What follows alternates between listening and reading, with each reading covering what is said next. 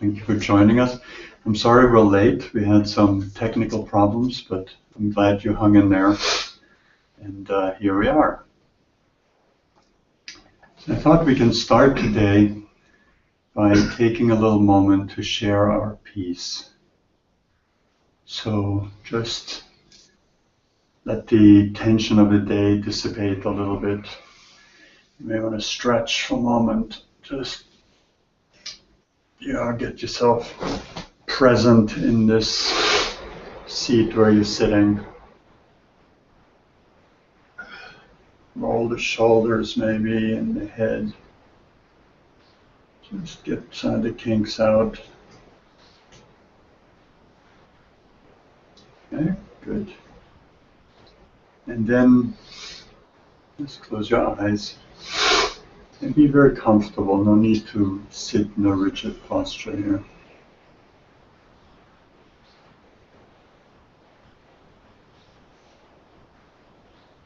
Notice the weight of your body pressing down into the seat. Just brings your mind to be present in this moment.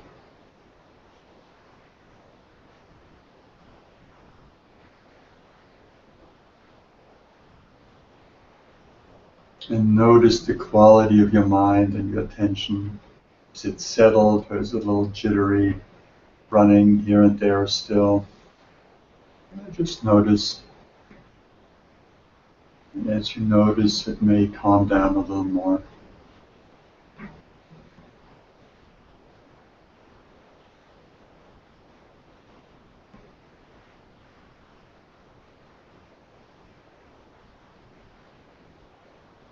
And begin to be aware of your breath. Just notice its natural flow.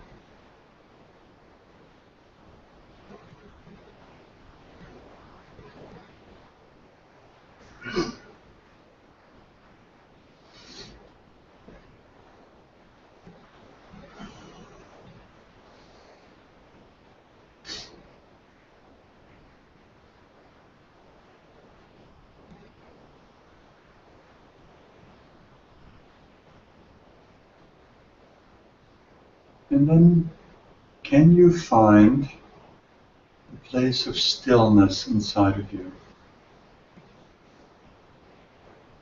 There may still be some mental chatter going on. The body energies may not be all settled.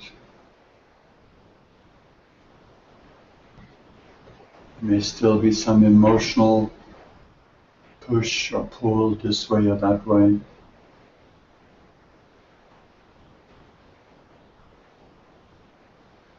But even while those things may be going on,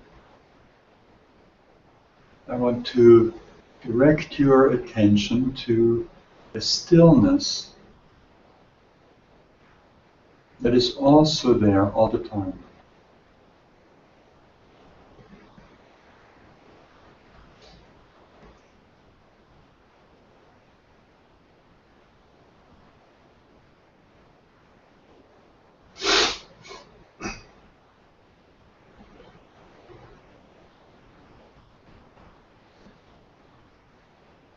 And there's a way we can understand this. It's when you look around you, you see objects in the room you're in. And these objects, you can look at the objects or you can look at the space that the objects inhabit. Now that space is always there. It's always untroubled.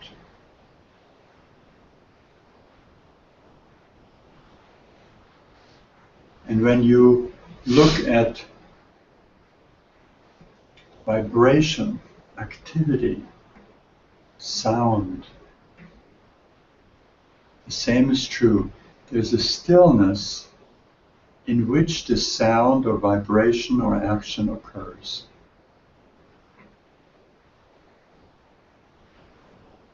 And we're usually intent on observing the objects and not the space. And the activity, vibration or sound, and not the underlying stillness that is always necessary for sound or vibration or action to occur. So for right now, we know that we can look at objects and simply shift our attention and notice the space.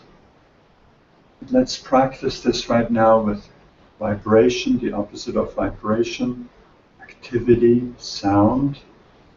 Is that stillness? So find that stillness. Don't worry about the vibration that's still there. Don't have to get rid of it. Just a shift of attention into this deep stillness.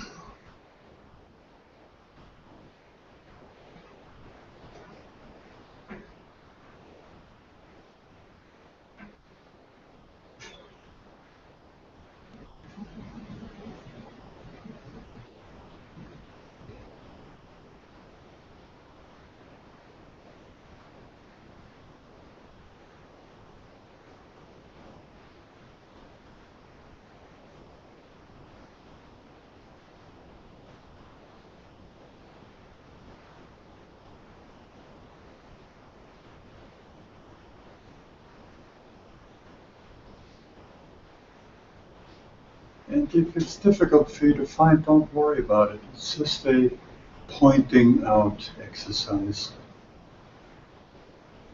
A relaxing into that stillness that is the bedrock of all events, all activity, all sound, all vibration.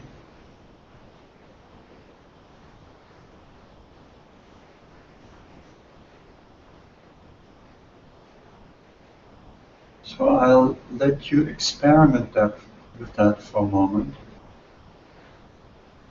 And let yourself go back and forth between a sense of not being still and then shift back into the stillness that is underlying that.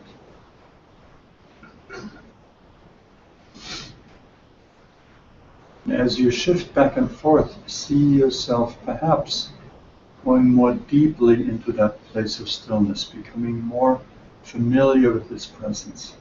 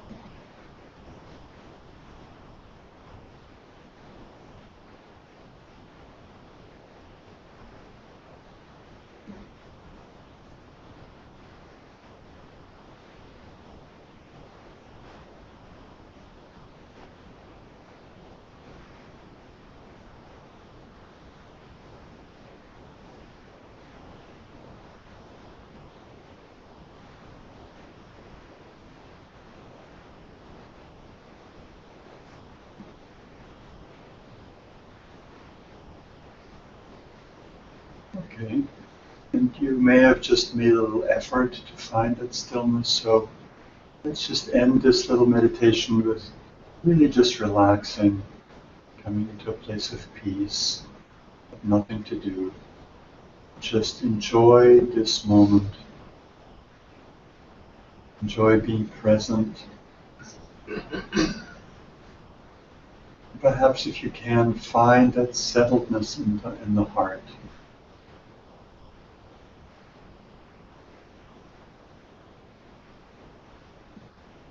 And if if you're familiar with heart sourcing, you can use any breath to let yourself be nurtured from the heart, to drink from that well.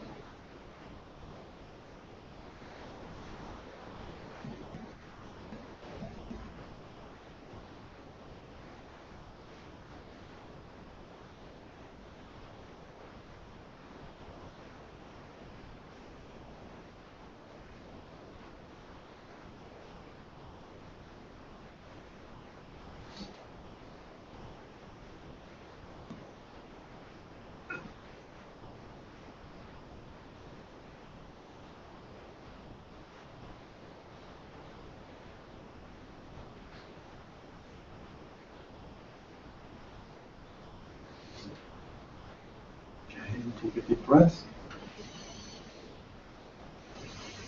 Very good.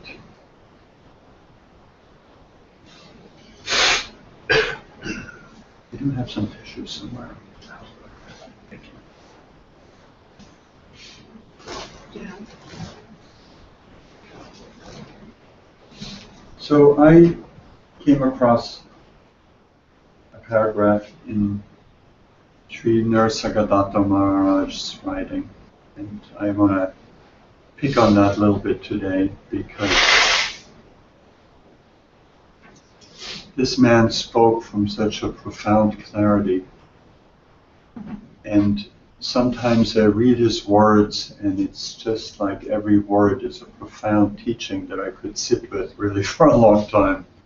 So let's see what happens with this. And you may have heard me talk about the necessity for not hopping from method to method, from approach to approach, from teacher to teacher. And in the beginning of this text, he speaks about exactly that. Playing with various approaches may be due to resistance to going within, to the fear of having to abandon the illusion of being something or somebody in particular.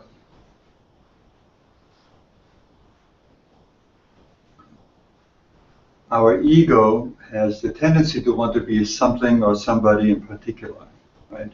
I'm better than him, I'm worse than her, I'm damaged, I'm wonderful, I'm lovable, I'm not lovable. All of those ways we identify ourselves. And the spiritual work consists in looking at these identifications or feeling them in terms of emotions and going deeply into them. Stop to run away from what's unpleasant, run toward what is promising some pleasure, because that short-lived approach will never make us truly happy. So there's a fear in us. The ego is naturally resistant to this notion of becoming nobody in particular. And when you even hear it like this, the mind may sort of cringe, because how do we become nobody in particular? But of course, the secret to that is that it appears to the ego as the annihilation of its way of being. What is actually happening, however, is that we're losing only the illusions of what we are not. And we're being guided to find what we truly are. And what we are is beyond description. It is this place we call home. It is unconditional love.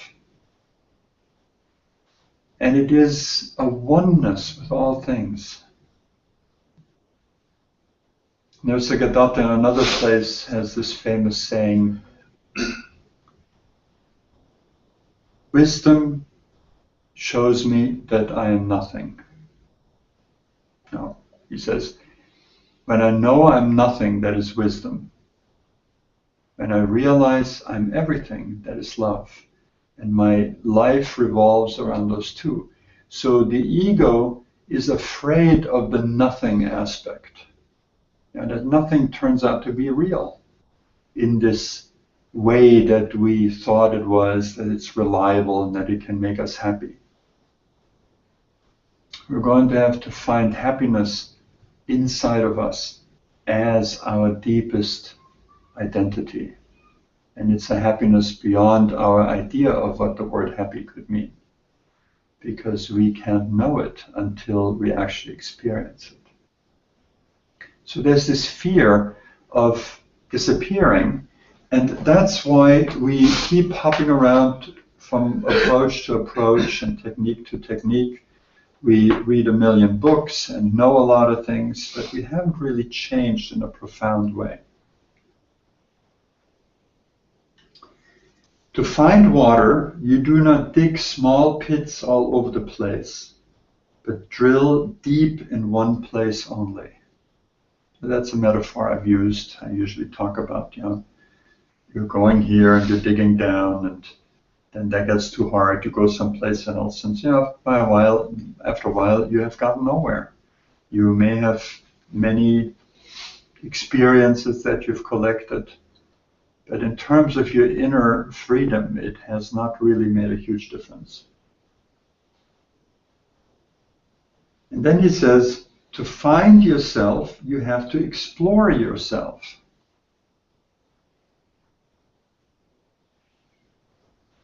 And we have to explore ourselves in this particular way to really get to know us. And there are mental aspects, emotional aspects, and the deep aspects of the true self. Like we were just going for that experience of stillness, that's going deeper than the mental and emotional aspects of our being. And it's not that you have to get something. We have also this obstacle of this acquisition mindset, like, oh, if I just get enlightenment, like it's something we can get, then I'll be happy. It's all the happiness is something we can get, right? The process is really one of getting free of, getting rid of what we think we are, what we think we need to do, the efforting that we're making, right? But here's a paradox. We cannot get rid of the efforting without making an effort. But it has to be an effort made in the right direction, in the right way. When you realize you are the light of the world, you will also realize that you are the love of it. That to know is to love, and to love is to know.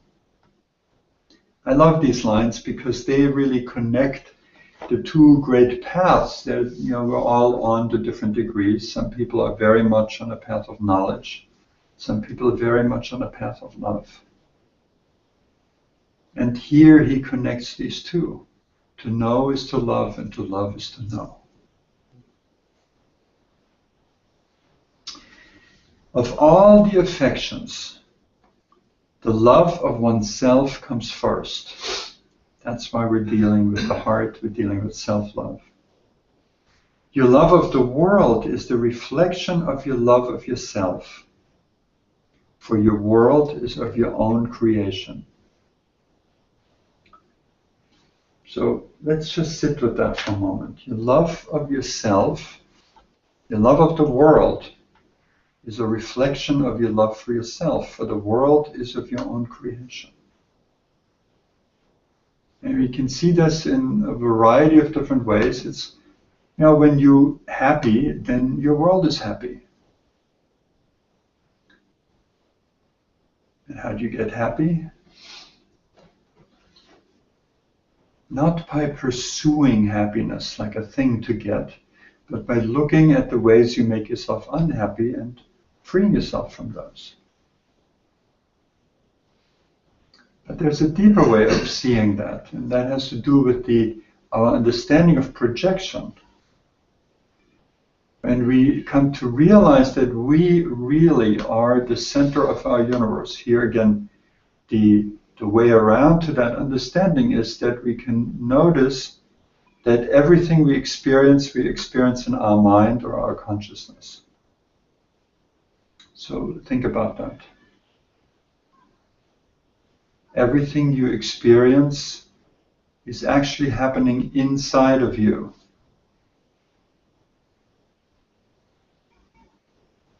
And that brings us to this idea of the world as a long dream.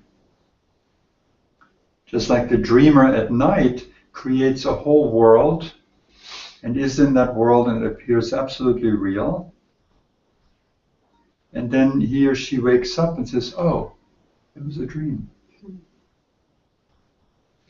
So that consciousness that is the dreamer is the interesting thing. So if you were at night in a dream and you could become aware that you're dreaming, you would know that you're the dreamer of this dream that's going on. And with that, would you not feel a sense of peace? Because you realize that all the monsters or all the difficulties that can appear in the dream are really something that you are creating. And they're not a threat to your being per se.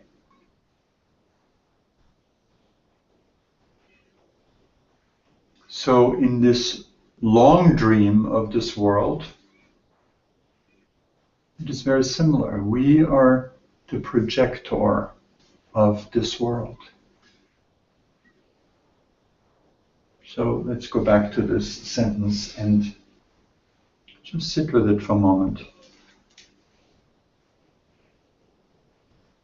Your love of the world is the reflection of your love of yourself. For your world is your own creation.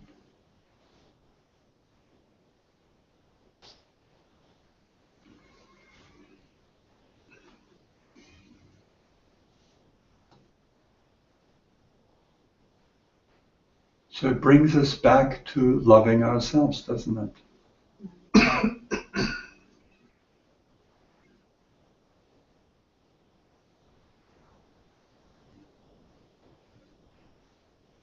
And already, well, let's read on.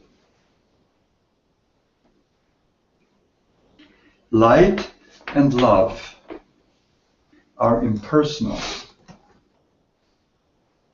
but they are reflected in your mind as knowing and wishing oneself well. Light and love are impersonal. So now this is the absolute source out of which light and love comes inside of us. The light of consciousness and the love for us and our world. So that's impersonal, where it comes from. But they are reflected in our mind as knowing and wishing oneself well. And we all do that very fundamentally. We always wish ourselves well. We want to be happy. And everything we do, isn't it for the sake of happiness?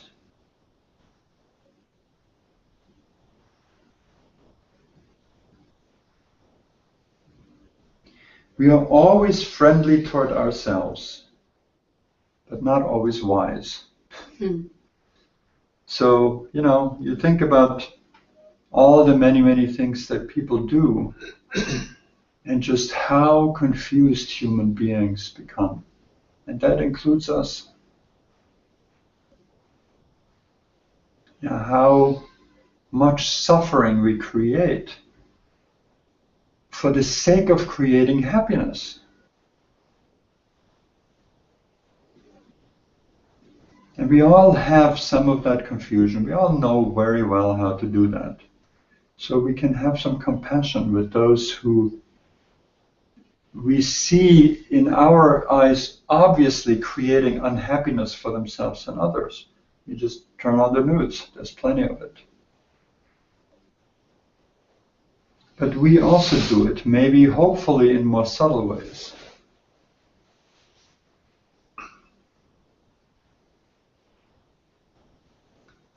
But it's important to have compassion with those who are so confused that even we can see it in our confusion.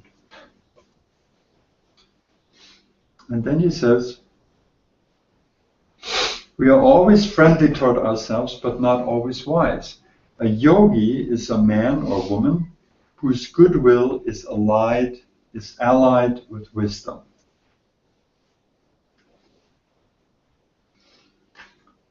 So that basic goodwill we all have, now we need to connect it with wisdom. How do we get that space of self-love, that space of peace, that space of happiness that we seek? And of course, we know one answer in whatever words we want to use, that it's the path to enlightenment. That to do the small movements away from pain and toward pleasure is just a pendulum. It goes back and forth all the time. We need to come to that still point where the pendulum swings from, that point that does not move. That point is the heart. The mind is always busy with trying to figure out what to do and where to be and who to be. But the heart is still. The heart has peace. The heart has love. But we cannot get to that as long as we are in the grip of patterns. Patterns of stressful thoughts and beliefs, or patterns of negative emotion.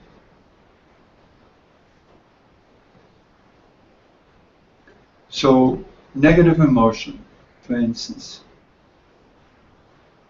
If you had an experience that your father abandoned you when you were a kid, then there is an impression of deep pain inside of your mind and body. It's actually stored in the body in a physical way. And what will happen is that the universe will bring to you experiences that are similar to that. Other people may abandon you, or you may feel abandoned. You may even project it into situations where it's not even happening. Or you, in turn, may abandon others because it's just safer to do that than to take the chance that you might again face that sense of abandonment. So this is just one example. There's many examples of that, as many as there are people. But to pursue this hope for happiness with wisdom means to look exactly at those things, at those places where we're hung up, where we create suffering for ourselves, even though we have no intention to do it. It becomes compulsive, unconscious. And it's important to see that it's not just a senseless falling from one occasion of pain into the next. Not at all. It's actually a caring universe that gives us that same experience again and again in hope that we get to a place where we finally resolve it. And many people describe this type of continuation of a pattern of suffering that it happens over lifetimes. We don't resolve something, or we create particular bad impressions on our mind, and then they happen again in some way or the other way around, like one time you're a victim, the next time you're an abuser, and it goes back and forth. So we need to get out of this trap, out of these compulsive old patterns that certainly do not serve us, that give us just a lot of pain. To do that and skillfully pursue it, that is pursuing happiness with wisdom. So the first difficulty with that is that we don't, well, some of you may know exactly what you're dealing with because you've been familiar with it. But it's also possible that we do not know what these old hidden pains are. And that's okay. It's not that we have to know all the details. We simply just need to get free of it. What we need to know about the past will come to us, no problem about it. But so, to become happy means to get free of those habitual, repetitive ways of suffering. And the core thing we can do about it is to develop a deep yearning or desire to actually see what it is, to actually be aware of it, to have it sort of in the palm of our hand. And this may not even be an easy thing to ask, because we feel threatened by these things. They hurt like hell when they happen to us. Sometimes they hurt so much that we don't even remember because we had to repress it and blank it out and disassociate from it. And yet we cannot become whole as long as these aspects of our being are not resolved. So let's take a moment. Let me tell an example from my own life, which gives me a lot of insight in this and how difficult it is sometimes to see it. I had an experience when I was, I think, 53. And the experience was that I remembered an event that probably happened when I was about 3 years old, where my mother turned to me in anger and said something like, "You're a terrible child." She just lost her cool. She had a tough job at her hands. I was always almost dying, so, pretty difficult. And I didn't know that had happened. I didn't know that memory was in my mind. But I noticed something else. I noticed that I was never really happy with myself.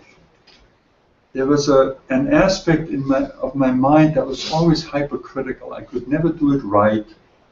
I was always like, just not who I needed to be. And that went on through all my spiritual training, through staying with my guru, who was absolutely wonderful. They don't free you of these patterns. That's our job. It lasted through all the meditation I did, all the love I was given. There was still always the sense that something was just not okay with me. Until this moment, when that memory popped up in a very dramatic fashion. I actually fell on the floor with an extreme back pain. It's like my back went out in the same second when that memory flashed back into my mind. And as soon as I had my bearings still totally on the floor, it took me about 3 seconds to get my bearings, I was thrilled. I was thrilled because I knew what that meant. I realized this is one of those seed memories that makes us miserable until we find it. And then I picked myself off the ground and I worked with my mind for the next 2 hours. And it was very intense because that feeling had been so intense that the impression, that imprint was really powerful. And I worked very intensely with my mind. And because I have the skills to know what to do, after 2 hours, I was done with it. I was done with this sense that I was somewhere terrible, that there was something wrong with me. And I went back to meet my friends, and they said, "What happened to you? You're glowing." And I still had my back pain for another 3 days. That was just slower to come along. So I have tremendous respect of the fact that we may have done a lot of spiritual practice and we still can't see what it is that keeps us stuck in certain places. So I was wondering, what do we need? What would have helped me before that actually came up? What could I have done to allow it maybe to ripen or to mature a little bit faster in me so that point of self-liberation could be reached quicker? And really all I'm coming up is that we can have this sense of truly wanting to be free and of truly not wanting to stop ourselves, even subconsciously, through that fear of becoming nothing or nobody in particular. Because as long as the ego has this kind of defense up, we will keep these other things. We will keep the obstructions that maintain us as somebody separate and unhappy. You see? So we have to have that crazy courage to say, I want whatever it is that is going to come to me on this way to love. I may still have fear, but I don't care about having the fear. I find that place in me where I'm courageous and I want to be free more important. I make it more important than that fear that makes me hesitate and hold on to my pain. So let's take a moment. This place, where is that place if we can locate it somewhere? Well, I would locate it in the heart. Where is that place of courage, that place in us that says, I want to be free no matter what. I want to be determined to dig my well to the water of life in this spot here and not stop until I get the result, which is the bliss of my being, which is the presence of God in me, and the awareness of being one with it all. So let's take a moment and go into your heart and see what you find there. Maybe you find a sense of that hesitation, that fear, that subtle refusal to accept what the stream of awakening is pointing to, is bringing you. A subtle way of holding on to pain. And maybe it's just distraction. It serves the same purpose. So let's find our way into the heart with deep compassion, deep, deep compassion for ourselves. Knowing that as long as the mind and the emotions are conditioned, we don't have a chance. We will simply blindly repeat them. But there is in us this presence of light and love.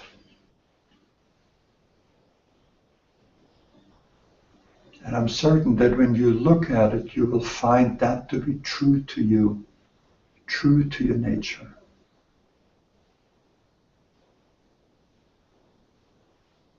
So call on that. Open to that light and that love, that presence of the divine in you. Call on it with all your might.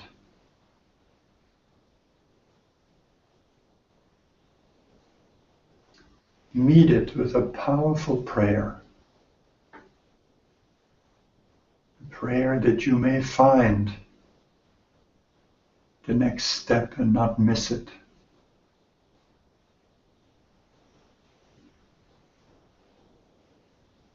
That the grace should be received by you. The grace that is freely available everywhere and at every time. that you would be able to use it.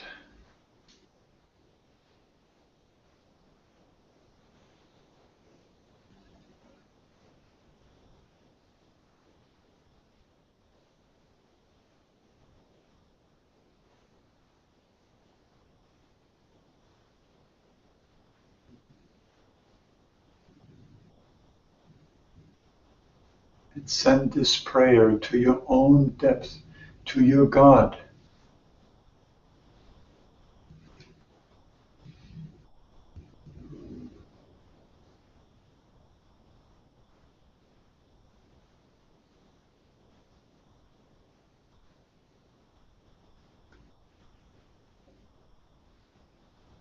And make it a powerful prayer out of the pure compassion for yourself.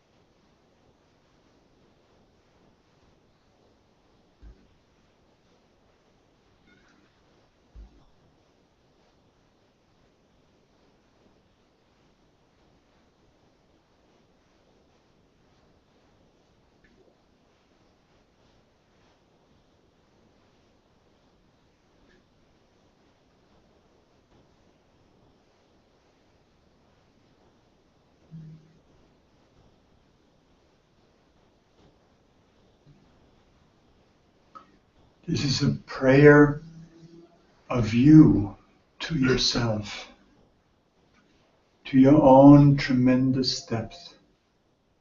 A prayer for freedom, a prayer to be shown what stands in your way and you cannot yet see.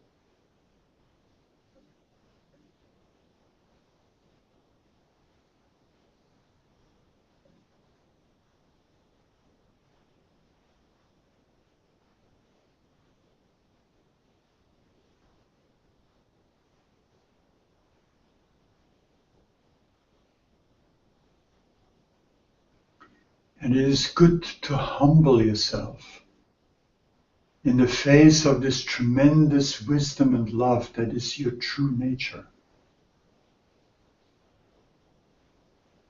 In your heart lies the essence of absolute enlightenment right here and right now. But in your mind, you hold yourself to be this small person with these problems who doesn't quite get it yet. So humble yourself in your own mind in the face of this vast wisdom and love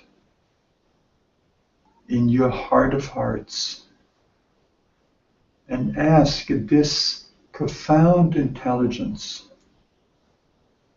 to guide you and to show you what it is that you cannot yet see, and to free you of that which still imprisons you, and make that prayer so powerful that it must be listened to.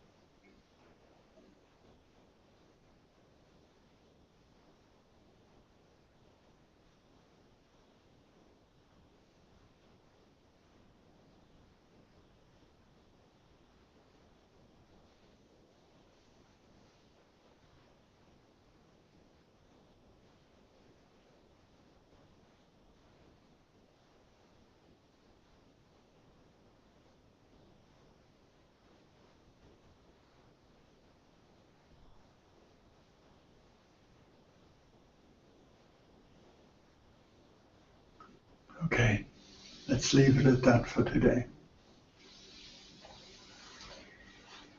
This is a kind of prayer or meditation that bears repeating, because each time you may be able to go a little bit deeper and understand, just like you are the lover and the beloved, you are the one who prays and the one who answers the prayer. Only the one who answers the prayer is beyond your grasp right now. And if you project that out into a god or a guru or a great leader, that is perfectly fine. Because they represent that same essence, the same essence of wisdom and love.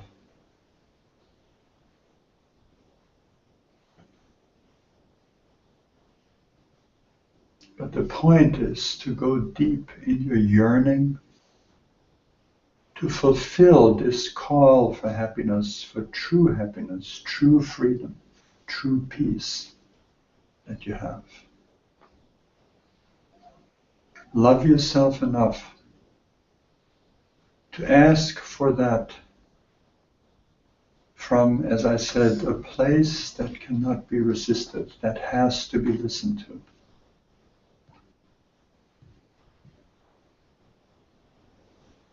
Because we are the creators of our world.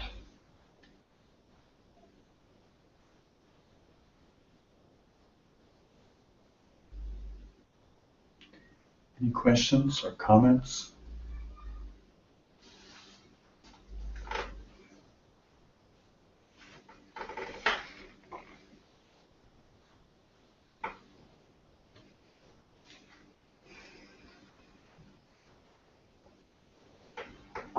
Okay, then let's leave it for this, like this for today. And I just invite you to repeat this. You know what to do now. Search for that place that is beyond your present reach.